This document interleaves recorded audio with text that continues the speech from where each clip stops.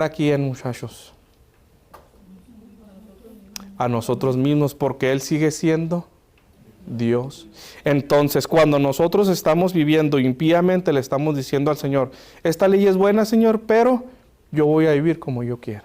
No me sirve, o no la quiero, o no la acepto. Entonces, inmediatamente nosotros estamos pecando en contra de Él. Y despiadado, dice que negarse a ser conformado al carácter y a la voluntad de Dios.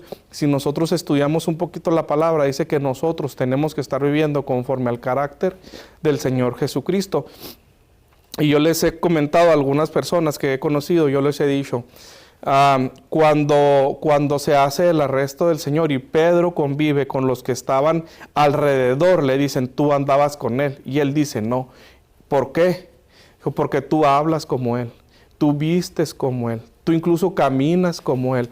¿Qué quiere decir? Que nosotros, muchachos, a estas alturas debiéramos estar modelando, dijo el pastor José, la vida de aquel que dio la vida por nuestros pecados. Imagínense lo atroz que es el pecado ante el Señor Todopoderoso, que sacrificó a su Hijo para poder perdonarnos. Esa es la manera en cómo el Señor mira el pecado, que tuvo que sacrificar a su Hijo por usted y por mí. El quinto dice, el pecado es rebelión y obstinación. La rebelión dice que es ser contencioso o desobediente a algo. La obstinación dice que es presionar o empujar. Dice que es una persona molesta, insolente, arrogante, presuntuosa. Primera de Samuel dice, porque como pecado de adivinación es la revelación, y como ídolos e idolatría la obstinación. Por cuanto tú desechaste la palabra de Jehová, Él también te ha desechado para que no seas rey. ¿A quién le hace esa confesión el profeta, muchachos? A Saúl, ¿sí? ¿Por qué, hermano? ¿Te acuerdas? Ayúdeme un poquito. Porque Saúl ayer cometió dos errores graves, y en este caso creo que es el primero, cuando perdona la vida del rey de Amalek, al cual el Señor había dicho que lo destruyera. Sí. Entonces aquí se reveló, y es cuando también Samuel le dice, mejor es para el Señor la obediencia. Fíjense la importancia de lo que dice el hermano, la obediencia. Sí. ¿Por qué? Porque él inmediatamente hizo lo que el Señor le dijo que no hiciera.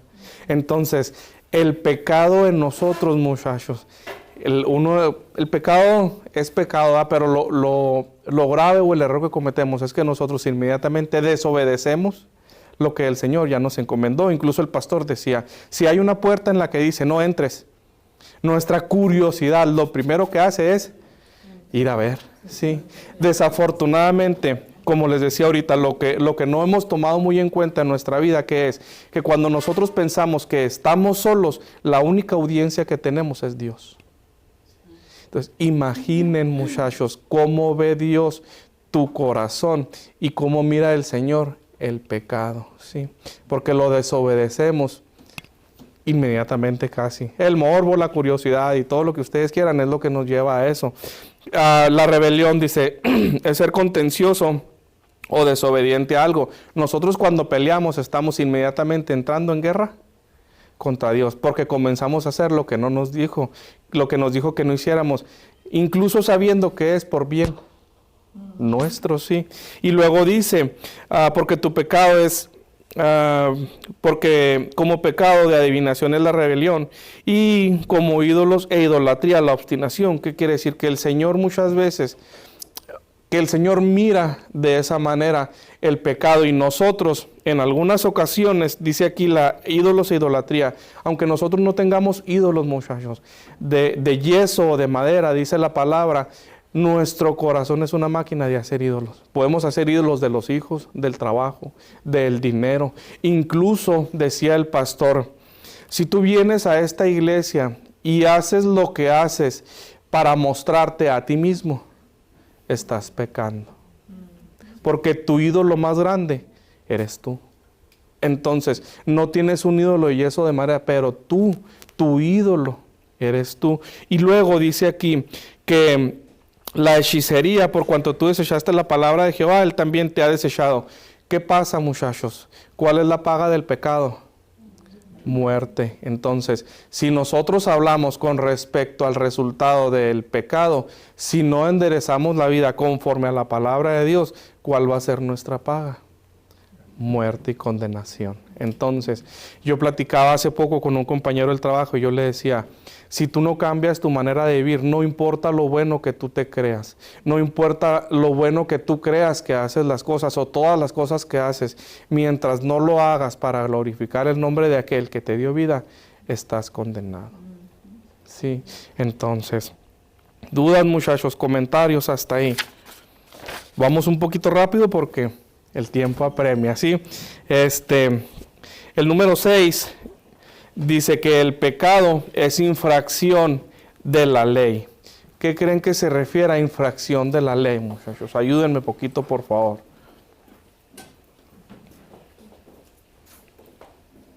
Luis, ¿qué crees que se refiere a que el pecado es infracción de la ley?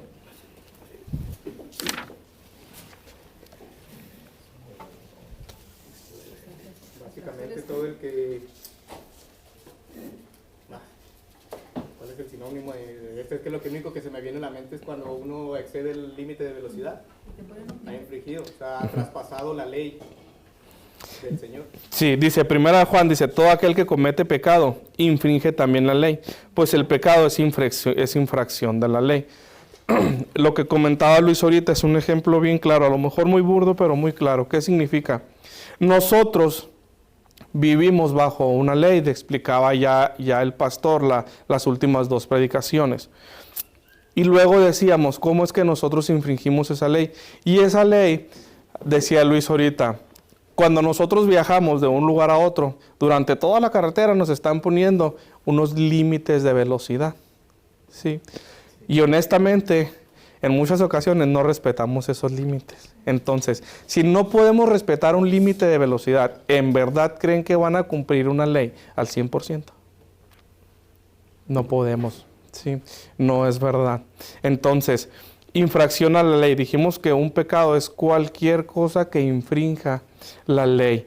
Y cuando nosotros estamos infringiendo la ley, estamos pecando directamente ¿contra quién dijimos? Contra Dios, ¿sí? Entonces, la manera en la que nosotros debemos de ver el pecado comienza en nosotros mismos, ¿sí?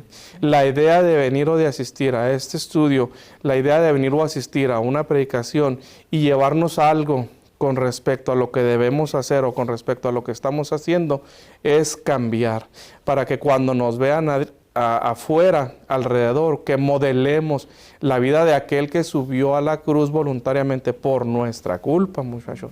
Puedan decir, Él vive como Él habla como Él, ¿sí? Entonces, continuemos. Dice el 7, el pecado es traición.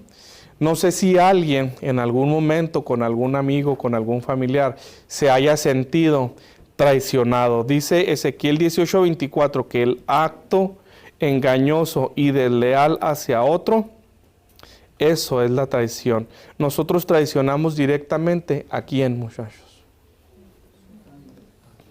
A Dios, ¿verdad? ¿Por qué lo traicionamos directamente a Él, hermano? Pues parte es porque Él nos dice que hagamos una cosa y no la hacemos, pero... Eso es. Imagine, no sé si alguien haya tenido o haya sufrido alguna decepción de este tipo, pero ¿cómo se sintieron, muchachos?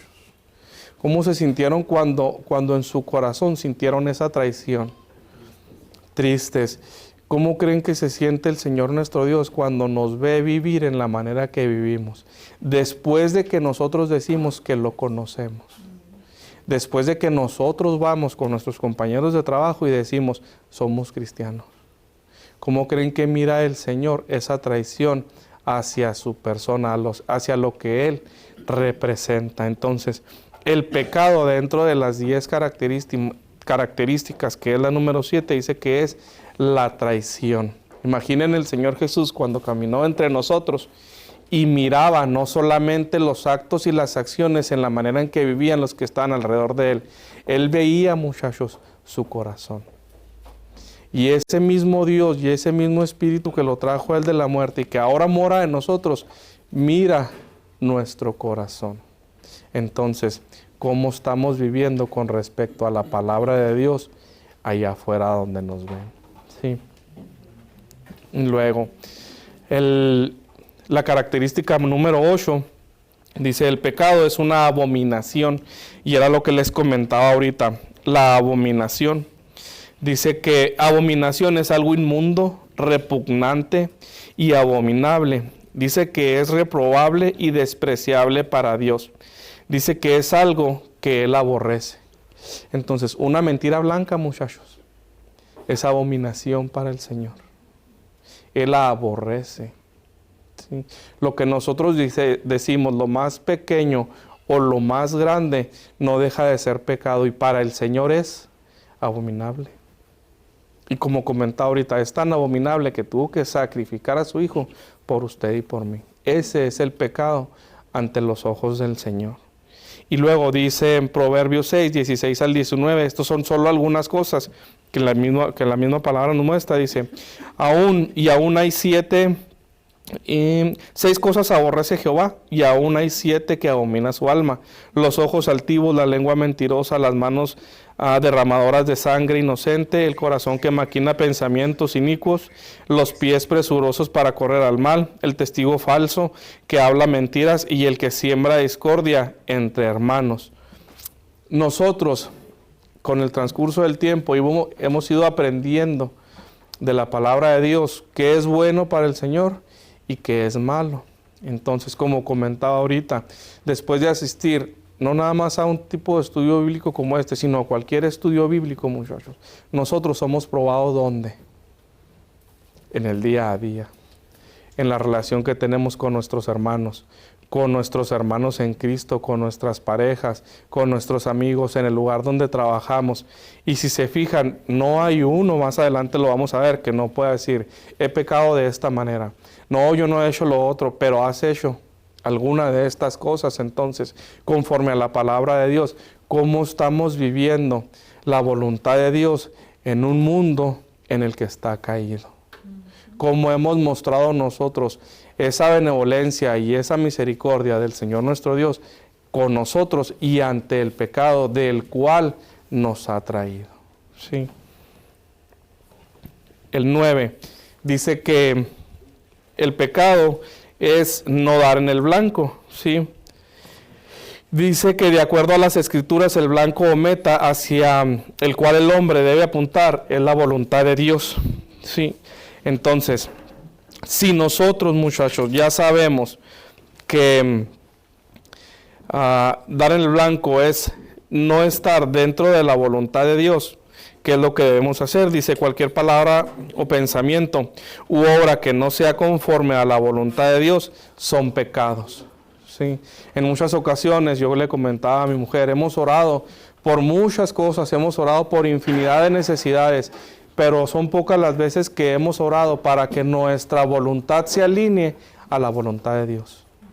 Sí, y cuando nosotros comenzamos a vivir en esa voluntad, decía el pastor la predicación pasada, los mandamientos del Señor comienzan a hacerse livianos y llevaderos. Sí, cuando estamos en contra de esa voluntad, nosotros estamos viviendo en guerra en contra de ese Dios que nos salvó, y los mandamientos comienzan a hacerse pesados y gravosos. Sí. El número 10 dice, el pecado es transgredir el límite. Transgredir significa cruzar o pasar por encima, pasar a través o sobrepasar. ¿Para quiénes son los límites, hermanos? Para nosotros. ¿Por qué, hermana?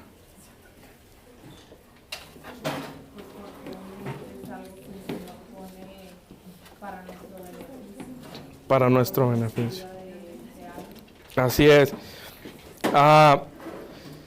El límite que el Señor pone lo establece donde, dentro de sus mandamientos, dentro de la palabra, y lo hace, como ya habíamos dicho nosotros, ¿para qué? Para nuestro bien. ¿Por qué el Señor hizo esto a nuestro favor?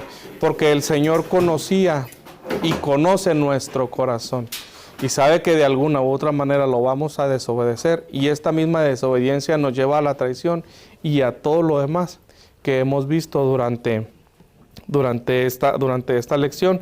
Y luego dice lo que es la universalidad del pecado. Dice que es universal en su alcance, por cuanto todos pecaron y están destituidos de la gloria de Dios. Romanos 3:23. ¿Quiénes pecaron, muchachos? Todos, sí. Entonces, después de estudiar más o menos lo que era el pecado, y digo más o menos, ¿por qué? Porque todavía son 10 características que nosotros vemos, pero si nosotros continuamos leyendo, hay infinidad, sí, de pecados en los que nosotros transgredimos contra el Señor diariamente. También dice aquí, Romanos 3:23, se encuentra uno de los pasajes más importantes en todas las Escrituras con respecto a la pecaminosidad y desobediencia de los hombres. ¿Qué nos enseña este pasaje, muchachos? Que el problema no está en la ley o en los mandamientos, el problema está en nuestro corazón, que hace que desobedece. Sí. Y la misma palabra nos dice, de la llenura del corazón habla la boca, y donde está tu tesoro, está tu corazón. Si tu corazón está fuera de la voluntad de Dios, ¿cómo va a estar, muchachos, tu vida? Sí. Entonces dice, este pasaje nos enseña que todos pecamos y estamos destituidos de la gloria de Dios, ¿sí? Bueno, entonces, vamos a pasar ahorita a las preguntas. La lección nos trae algunas preguntas, ¿sí? La número 1 dice, en Romanos 3:23 se encuentra uno de los pasajes más importantes en todas las Escrituras con respecto a la pecaminosidad y desobediencia de los hombres. ¿Qué nos enseña este pasaje, muchachos? ¿Alguien lo contestó? Yo le puse aquí que todos somos pecadores, que la carne, somos de carne y somos débiles, y que fracasamos en ser perfectos. Sí. Fracasamos siempre porque desobedecemos. Porque desobedecemos. Este pasaje nos muestra lo que la hermana nos está comentando. Dice que este pasaje nos enseña que todos pecamos. Y como todos pecamos de alguna u otra manera, estamos destituidos, de la gloria de Dios. La número 2 dice, ¿qué nos enseñan las siguientes escrituras acerca de la desobediencia universal de los hombres? Primera de Reyes 8:46. ¿Alguien más lo contestó, muchachos? Yo le puse que todo hombre peca. Sí, esa es claro. Dice, no hay hombre que no peque. Sí. Primera de Reyes 8:46, eso nos dice que no hay hombre que no peque. Y luego viene una nota y al final de nuestro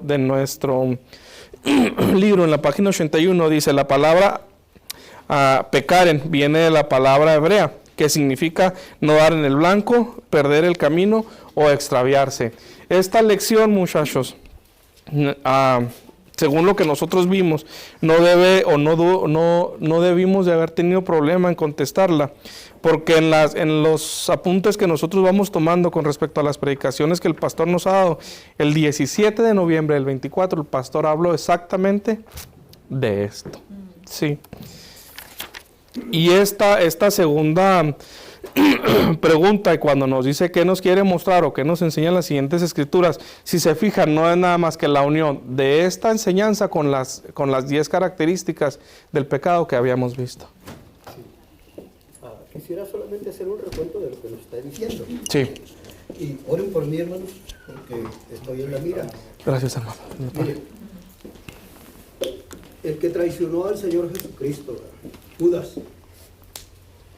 Pedro se equivocó y dice que salió llorando cuando dijo mentiras, desobedeció, ¿verdad?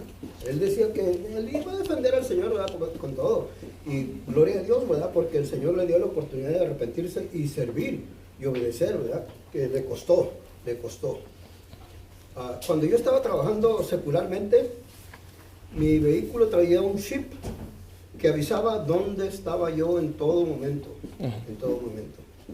Ahora mi ven trae otro, y ese me lo pusieron, mis hermanos, para bajarme $50 de la aseguranza. Pero ellos saben dónde ando yo, y si me paso las coloradas o qué sé yo, ¿verdad? Lo que ellos quieren saber. Le digo a mi esposa, cuídate porque a lo mejor están grabando todo lo que decimos también. Sí, cuídate porque... Sí, solo que El Señor tenga misericordia de nosotros, mis hermanos. Si ellos están haciendo las cosas y quieren ver que nosotros nos comportamos bien, a nuestro Dios, mis hermanos, a ese no lo vamos a poder engañar absolutamente con nada. Ni de lo que hacemos, ni de lo que decimos, ni de lo que pensamos. Porque aún dice que de eso somos culpables. Señor, perdóname de las cosas que no estoy apercibido. Y sí, mis hermanos, tengamos en cuenta que a veces nos equivocamos de esa manera. Y de las que hacemos, pues ustedes se dan cuenta, ¿verdad? ¿Por qué? Porque las consecuencias de nuestro pecado nos delatan. Sí, hermano, gracias. Exactamente como dice el hermano, nadie se esconde de los ojos de Dios, ¿sí? Nadie lo va a poder engañar. Y era como comentaba ahorita, cuando nosotros pensamos que estamos solos, la única audiencia que tenemos es Dios, ¿sí? Y Él está con nosotros 24/7. Incluso Él mira nuestro corazón. En el Salmo 143:2, muchachos, ¿qué nos dice? Porque no hay ninguno que sea justo. Sí, dice, ningún humano se justificará delante de Dios. Y la palabra justificar viene o justificará viene del hebreo, que significa ser justo o justificado. En las Escrituras, la persona y la voluntad de Dios es el estándar para toda justicia. Y desafortunadamente nosotros, muchachos, siempre tratamos de medirnos con el que hace más mal que nosotros. ¿Sí me entienden cómo? O sea, nosotros estamos parados donde nos encontremos y siempre decimos, bueno, pero yo no soy como él. O sea, fíjate él todo lo que hace. Bueno, pero yo no soy como ella, fíjate todo lo que hace. Bueno, pero nosotros no hacemos lo otro. O sea, nosotros siempre tratamos de justificar nuestro pecado en nosotros mismos para poder seguir adelante. Pero ante el Todopoderoso que mira absolutamente todo, ¿quién se va a poder justificar? Nadie. Y luego ahí mismo en esa nota dice, ser justo es ser conformado al carácter y voluntad de Dios. ¿Con quién nos tenemos entonces que comparar, muchachos? Con la palabra, con la Escritura, con el Señor. Porque no agarramos un estándar más alto. Porque siempre uno igual o más bajo. Porque eso nos forza o nos empuja a vivir de una manera correcta. En la palabra es de una manera santa o piadosa. Y sin santidad, hermanos, nadie verá al Señor. ¿Sí? Dice Proverbios 29, dice, nadie puede decir que ha limpiado su corazón y que está limpio de pecado. ¿Qué creen que signifique, muchachos?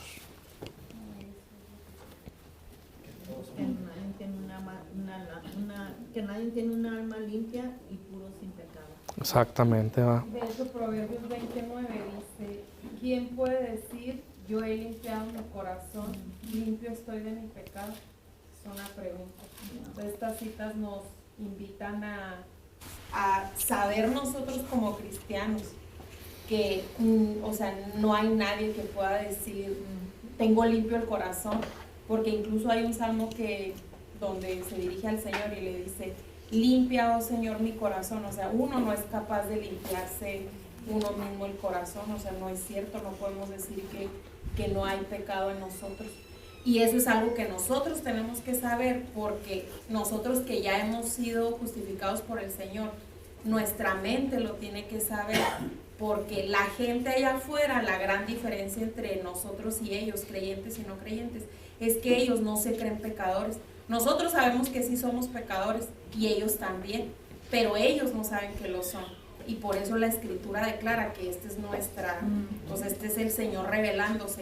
Él declara, no hay nadie que diga, yo he limpiado mi corazón y estoy limpio de pecado. Sin embargo, hay personas allá afuera que creen que porque no matan o no hacen unos pecados muy graves, no son tan pecadores.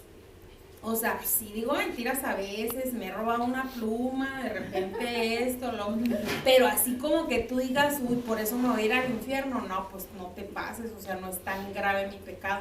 Sin embargo, la Escritura declara estas cosas, que todos pecamos, que nadie se va a justificar delante de Dios y que nadie puede decir que ha limpiado su corazón o que está limpio de pecado. Incluso la semana pasada nuestro pastor decía, aunque hemos sido justificados, seguimos pecando, sí, a diario. Entonces, esa es la diferencia entre los que creemos y los que no creen, que nosotros sabemos que aunque hemos sido justificados, seguimos pecando. Y la gente afuera piensa que no, que es buena. Y como hace cosas buenas, pues va a ir directamente al cielo con Dios, ¿verdad? Entonces, no, adelante. Lamentablemente, aún dentro de la iglesia del Señor o de los cristianos, pues todavía hay cristianos que todavía creen que no pecan. O sea, no solamente los de afuera, sino que actualmente hay muchos cristianos que se creen. Incluso me tocó que los mismos hermanos dicen, no, es que el Señor por algo me escogió, o sea, yo tenía algo bueno y estas cuestiones. Entonces, en una de las ocasiones puse ahí uno de los pecados más grandes es no creernos pecadores. Entonces, cada uno de nosotros ha infligido las leyes del Señor y la diferencia que puedo ver yo entre cristianos y no cristianos es que el cristiano aún puede arrepentirse de su pecado. O sea, el Espíritu Santo lo constriñe de pecado y se arrepiente del pecado. Una persona allá afuera, pues peca y pues al cabo no hice nada malo, no lo dañé, pero así quedó. Sino que el verdadero cristiano pues tiene que sentir un redargüimiento por ese pecado que ha cometido. Sí, de hecho nosotros ahorita por eso comentaba, porque no nos comparamos con un nivel un poco más alto, ¿verdad? Si nosotros leemos, si lo alcanzamos a ver ahorita, 1 Juan 8:10 dice, las personas que dicen que no tienen pecado se engañan a sí mismas, sí.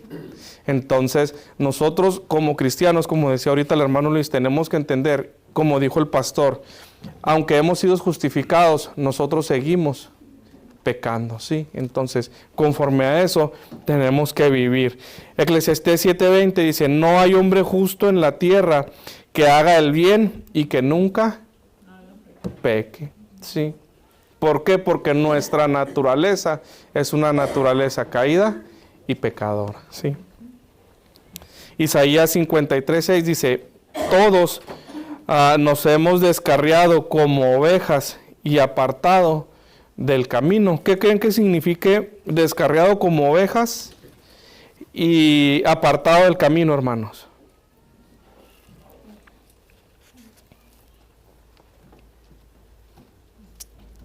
Cuando uno se aparta y se va al mundo, Uh-huh. conoce de Dios, pero se ha apartado. Se ha apartado. Sí, así es. Desafortunadamente, en muchas ocasiones, nosotros conocemos de la palabra y comenzamos a apartarnos del Señor cuando dejamos de venir a buscarlo en oración y en el estudio de su palabra, ¿sí?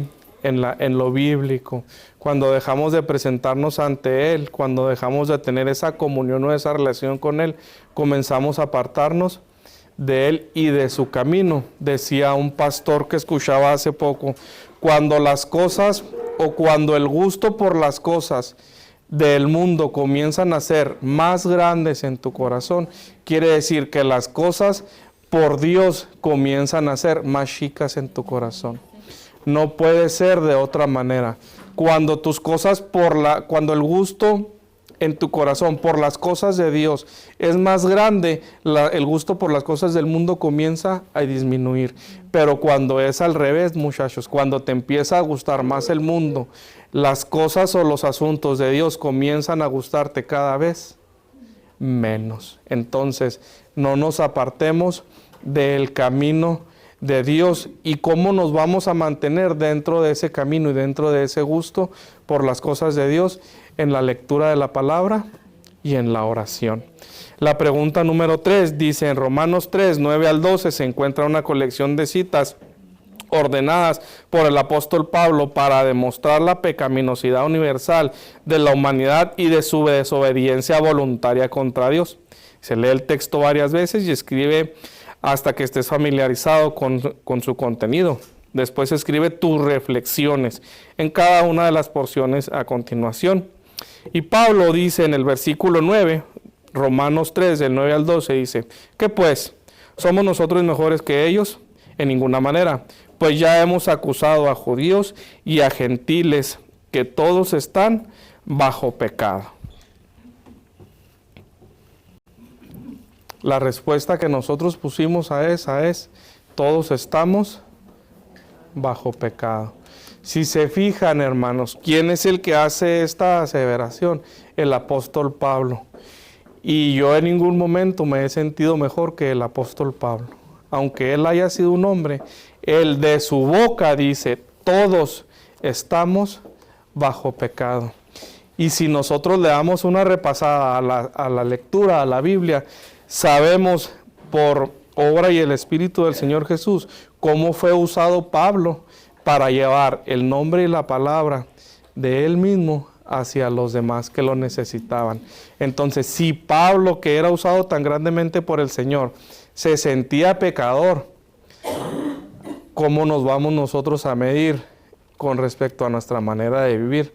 Si el Señor Jesucristo, por ser nuestro Dios y Salvador, es obviamente demasiado grande, Pedro, Pablo y algunos de sus apóstoles eran hombres comunes y corrientes, eran hombres como usted y como yo. ¿Qué nos impide vivir de esa manera? Sí. Hermano, esa parte del verso me llama mucho la atención porque recordemos, Pablo hace una distinción de judíos y gentiles, porque el judío creía que por su posición religiosa delante de Dios, ellos estaban bien. Y este verso no simplemente dice: mire, todos estamos así bajo pecado y asunto arreglado, sino que incluso hace la distinción, por así decirlo, en el hecho de que no importa cuál sea nuestra condición, nuestra raza, nuestra posición económica, nuestro conocimiento de la palabra, lo que usted quiera ponerle, no importa cuál sea su condición, todos, sin excepción, estamos bajo pecado. Todos. Sí, de hecho, como veíamos en la filmina pasada, la universalidad del pecado, por eso es la palabra, válgame la redundancia, la universalidad, porque eso incluye todo y a todos, de donde vengas, de donde estés, en el lugar y en la condición en la que te presentes, incluye. Todos hemos pecado, no hay aún uno que no lo haya hecho. Sí, y luego, como está escrito, no hay justo ni un uno. Sí, en el versículo 10 dice, como está escrito, no hay justo ningún uno, ni a un uno, perdón. La respuesta es exactamente la misma, no hay justo ni a un uno. Sí. El inciso C. Sí, de la página 84, igual, antes de pasar al inciso C hay una nota que dice: la palabra justo proviene de la palabra griega. Dice que denota aquello que es justo, recto, sin culpa o inocente. Como su equivalente hebrea, dice, lleva la idea de alguien que actúa conforme a la naturaleza y la voluntad de Dios. De hecho, incluso aquí en los tribunales, cuando ya alguien va a un juicio, el juez, cuando hace su veredicto, no dice que la persona es inocente, se cataloga como culpable, ¿sí?, o no culpable, pero nunca se dice que es inocente. Nosotros ante los ojos de Dios vamos a ser justificados por la obra de nuestro Señor Jesucristo, pero no somos inocentes. ¿Sí? Dice, el inciso C dice, no hay quien entienda, no hay quien busque a Dios. Ignorantes de la verdad de Dios y nadie busca a Dios. En la predicación que nosotros estuvimos o en la que nos basamos para hacer estas preguntas fue la predicación que nos hizo el pastor José, como les comentaba, el 17, y él daba estas preguntas: ignorantes de la verdad de Dios y nadie busca a Dios. ¿Por qué somos ignorantes, muchachos? Porque no la conocemos. Porque como nadie busca al Señor, nadie busca a Dios, no sabemos qué demanda ese Dios para vivir nosotros de una manera conforme a su voluntad. Nadie busca a Dios. ¿Por qué nadie busca a Dios? Porque nuestra naturaleza es una naturaleza caída y que busca siempre el mal. Sí. Pero a la gente no le gusta escuchar que nadie busca a Dios. O sea, la gente que cree que lo invitas a la iglesia y viene o tiene un problema, ven, ora o algo así, la gente dice, sí, cuando me pasó esto, yo fui a buscar a Dios.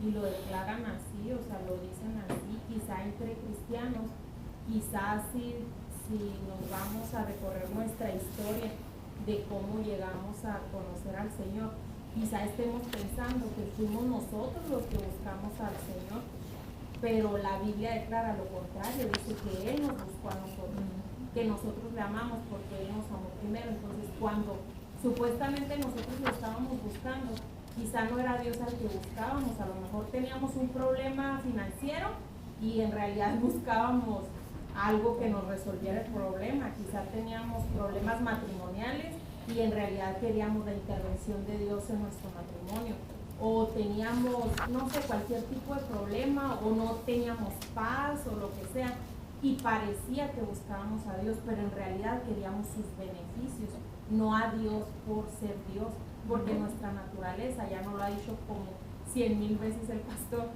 nuestra naturaleza es pecaminosa antes de Cristo. Nadie quiere buscar a Dios, aunque parezca que sí, no, es que yo fui a la iglesia y yo tenía ganas, y no es cierto. El pastor en esa predicación nos explicaba y nos daba citas bíblicas que hablaban al respecto. No hay quien busque a Dios, porque nadie va al Padre si no es por mí. O sea, yo soy el que voy y los busco. Yo soy el que lo hace. De hecho, en esa predicación me acuerdo que el pastor nos decía que la mayor vez que nosotros venimos a orar, venimos en nuestra carne. Necesito, deseo, quiero, pero no buscamos al Señor por lo que es el Señor. Un Dios que cobija, un Dios que santifica, un Dios que guarda. No, nosotros venimos y pedimos únicamente por lo que nosotros queremos, deseamos o necesitamos. No venimos al Señor por lo que Él es y por lo que Él debiera representar en nuestra vida. ¿Qué representa en nuestra vida? Un Dios que salva, un Dios que perdona. ¿Sí? Entonces, nadie busca a Dios otra vez. ¿Por qué? Porque pues nuestra naturaleza, como dijo la hermana, es una naturaleza caída. El inciso D dice, todos se desviaron, a una se hicieron inútiles. Cuando dice se hicieron inútiles, la respuesta que nosotros encontramos es, se hicieron necios en su corazón. ¿Quién me puede decir quién es una persona necia? ¿Cómo sabemos que es una persona necia? ¿Cómo identificamos una persona necia, hermano? ¿Cómo la identificamos? Ayúdeme. Que no entiende, que no quiere entender. Yo platicaba con algunos conocidos y les decía que nosotros somos tan necios, incluso en muchas ocasiones, con respecto a la palabra de Dios, como es un niño. Tú le dices al niño, no porque te vas a enchilar, y ahí anda alrededor de la cuchara, y espera que te desvíes para ir a ver que... No porque te vas a caer, y anda alrededor de donde se va a caer.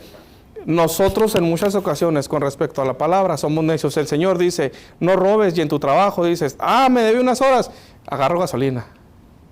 Y luego dice, no te lleves las plumas, muchachos, son muchas plumas, me llevo la pluma. O sea, somos necios con respecto a la palabra de Dios y hacemos lo contrario de lo que el Señor nos dice que no hagamos. ¿Por qué? ¿Por mal de Él? No. Él sigue siendo Dios, sigue estando en su trono y sigue siendo glorificado por sus ángeles. ¿Lo hace por quién? Por nosotros, ¿verdad? Que también no valoramos las cosas de Dios. No lo valoramos. ¿Por qué, hermana? No lo valoramos, díganos.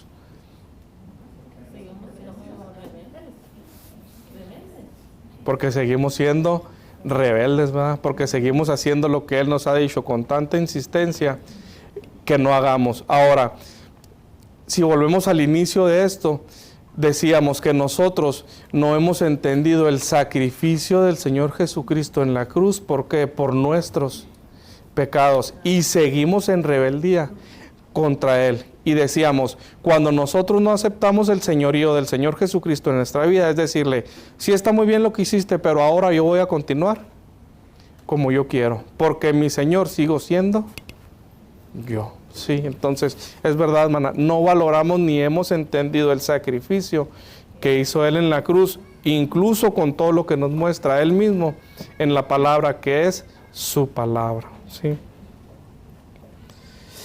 El inciso E dice, no hay quien haga lo bueno, no hay ni siquiera uno. Y La respuesta pues obviamente es nadie hace lo bueno. ¿Y por qué no hacemos lo bueno? Pues porque somos de naturaleza caída y nuestro corazón es malvado, es malo, busca siempre hacer el mal. El número 4 dice, el testimonio de la Escritura contra todos los hombres es contrario a la creencia humanista popular de la bondad inherente en el hombre. Por esta razón, muchos rechazan hoy la versión bíblica del hombre a favor de una opinión más positiva. Pregunta, ¿qué advertencia se da en 1 de Juan 8, 1 de Juan 1 del 8 al 10 a aquellos que se oponen al testimonio bíblico en contra del hombre e insisten que no son pecadores? El testimonio, muchachos, del que hablábamos ahorita, del que nos revela ahí, dice que todos los hombres afuera o alejados de la voluntad de Dios se creen buenos. No, pues yo no he matado, yo no he robado, yo no he hecho esto. Pues no soy el mejor, pero tampoco soy el último. Ya ando más o menos en 3 y 2. Entonces, ¿qué significa? Que no importa qué tan religiosamente bueno te creas, si no estás conforme a la voluntad del Señor, estás pecando, ¿sí? Entonces aquí dice 1 de Juan 1, del 8 al 10, las personas que dicen que no tienen pecado se engañan a sí mismas y la verdad no está en ellas. Si dicen que no han pecado, hacen a Dios mentiroso y Dios no se equivoca, muchachos, ¿eh? Entonces, como reflexión, si algo se pudieran llevar en su corazón y en su mente esta mañana sería que no creamos que por venir, que por asistir o que por hacer algo conforme a lo que estamos haciendo bíblicamente, que no lo obedecemos o dentro de esta iglesia, no pecamos. Sí, pecamos todo el tiempo, de muchas maneras, al levantarnos, al acostarnos, incluso al orar pecamos. Y si decimos que no hemos pecado, hacemos mentiroso a aquel que dio la vida de su Hijo por nosotros. Por mi parte es todo, muchachos. Quiero pedirles una disculpa también porque hacía mucho que no daba una enseñanza y estaba un poquito nervioso. Gracias, hermanos. Amén. Y gracias por decirnos muchachos.